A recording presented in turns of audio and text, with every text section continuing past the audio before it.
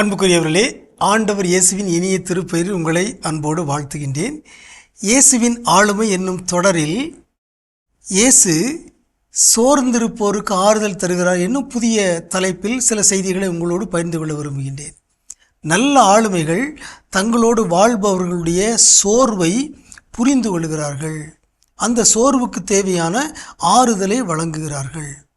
இயேசுவே கூறினார், பெருஞ்சுமை சுமந்து சோர்ந்திருப்போரே எல்லோரும் என்னிடம் வாருங்கள், நான் உங்களுக்கு இளைப்பாறுதல் தருவேன் என்று இயேசு கூறினார். எனவே இயேசுடைய ஆளுமை சோர்ந்திருப்போருக்கு ஆறுதல் தருகின்ற ஒரு ஆளுமையாக அமைந்திருந்தது. பலவிதமான சோர்வுகள். முதலில் உடல் சார்ந்த சோர்வு. 1 மக்கபேயர் 3:17 ஒரு செய்தியை வாசிக்கின்றோம். யூதாவுடைய படை வீரர்கள் உணவு இல்லாததால் சோர்வடைந்தார்கள். இன்று நாம் ஒன்றும் உண்ணாததால் சோர்ந்திருக்கிறோமே.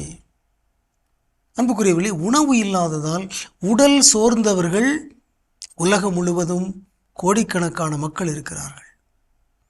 அவர்களுடைய தேவையை புரிந்து கொள்பவர்கள் நல்ல ஆளுமைகள், நல்ல தலைவர்கள். வயிற்றுக்கு சோறிட வேண்டும் இங்கு வாழும் மனிதருக்கெல்லாம் என்று பாரதி பாடினார். எனவே உணவின்றி உடல் சோர்வால் வாடுகிற அனைவருக்கும் உணவு படைக்கின்ற பணியை செய்ய வேண்டும். இயேசு அந்த பணியை செய்தார். 4 நற்செய்தி நூல்களிலும் நாம் வாசிக்கின்றோம், மக்கள் பசியால் சோர்ந்திருந்த பொழுது, பாலை நிலத்தில் அவருடைய உரையை கேட்டு களைத்து போயிருந்த பொழுது இயேசு 5 அப்பங்களை கொண்டு 5000க்கும் அதிகமான மக்களுக்கு அவர் உணவளித்தார்.